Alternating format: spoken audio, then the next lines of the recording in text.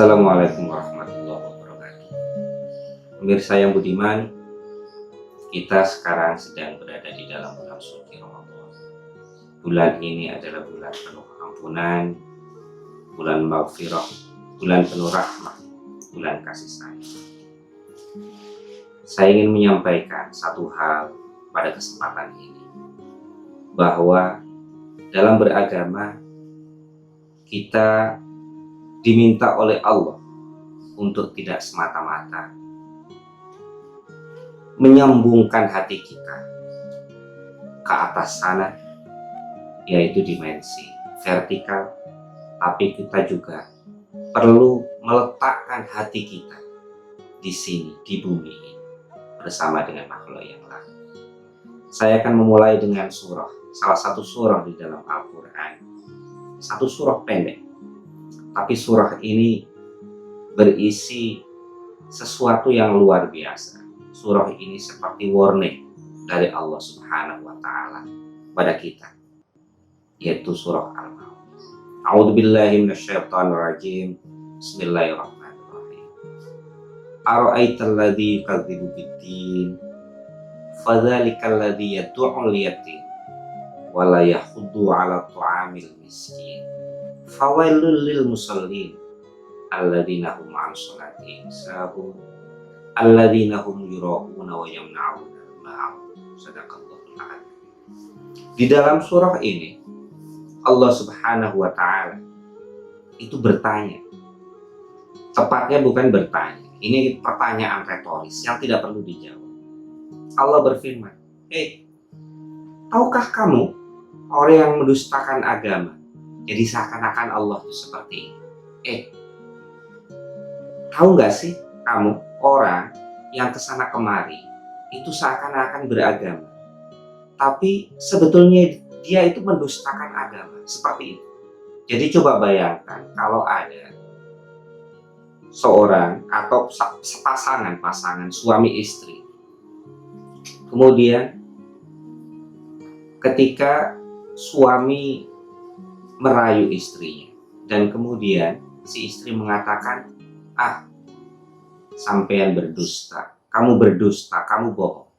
Itu berarti bahwa istri tidak mengakui bahwa suami itu mencintainya seperti di dalam rayuan.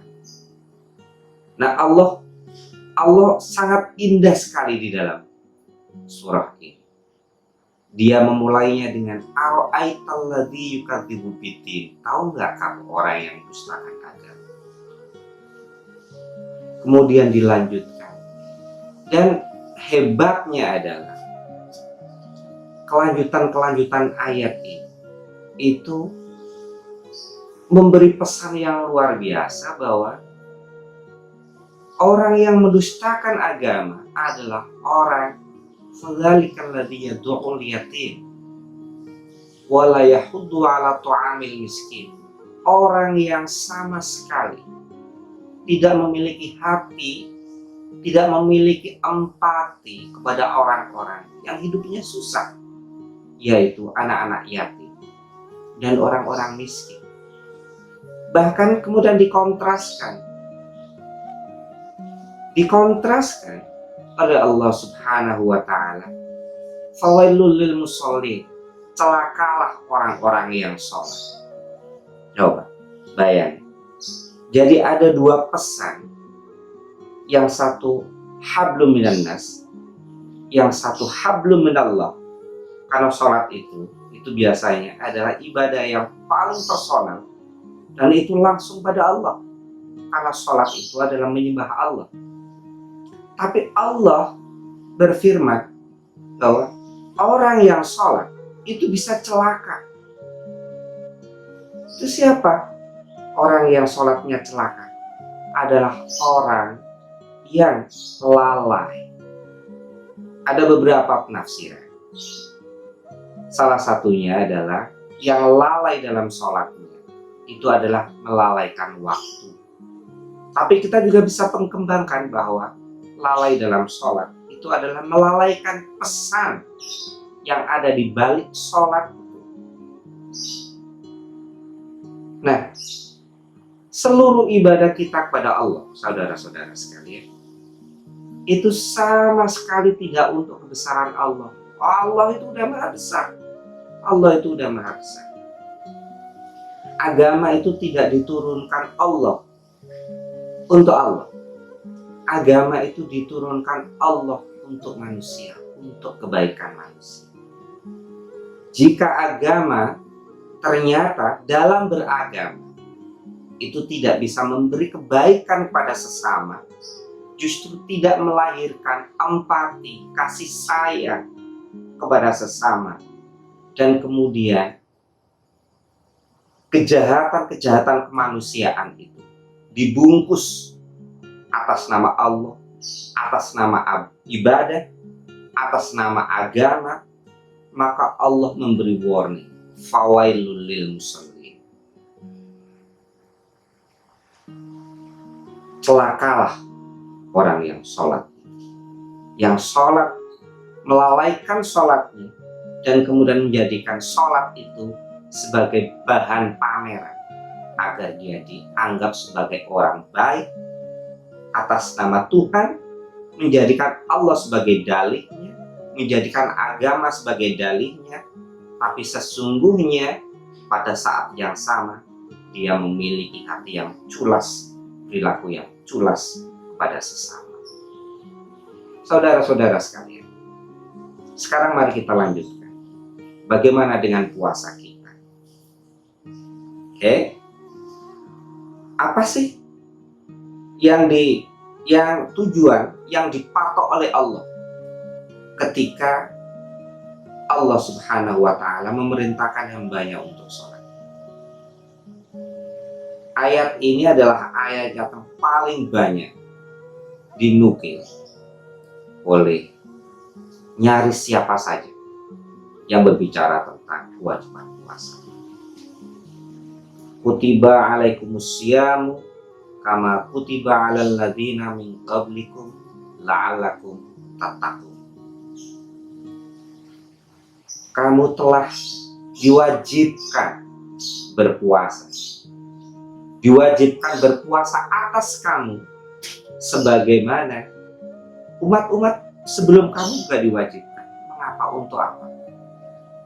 La'allakum tattaqun, agar kamu menjadi orang-orang yang bertakwa. Nah, sekarang mari kita berbicara tentang takwa. Takwa ini, selama ini ketakwaan itu selalu dimaknai dengan semata-mata aspeknya adalah hubungan pada Allah Subhanahu wa Ta'ala. Sama sekali atau jarang sekali kita menemukan bahwa takwa itu juga berdimensi horizontal. Jarang sekali. Padahal level ketakwaan ini penting.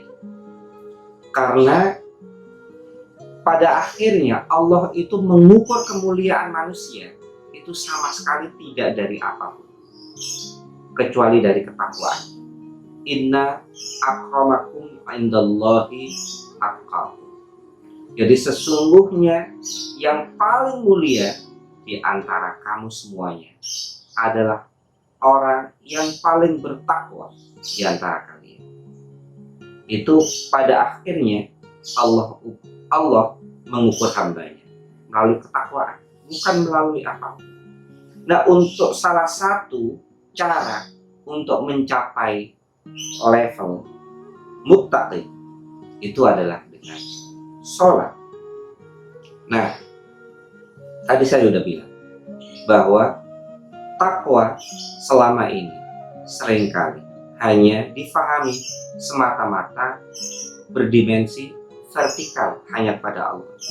Padahal ada satu perintah yang mengindikasikan bahwa takwa itu juga memiliki dimensi horizontal. Misalkan adalah ayat ya'dilu wa aqrabu littaqwa. Berbuat adillah kalian semuanya, karena berbuat adil itu akan mendekatkan kalian kepada ketakwaan. Ini berarti takwa itu tidak semata-mata berdimensi vertikal, tapi juga berdimensi horizontal. Dengan berbuat adil, maka perbuatan kita yang adil itu akan mengantarkan kita untuk kepada level muttaqin, orang yang bertakwa. Nah, salah satu caranya itu adalah dengan berpuasa. Bagaimana seperti itu?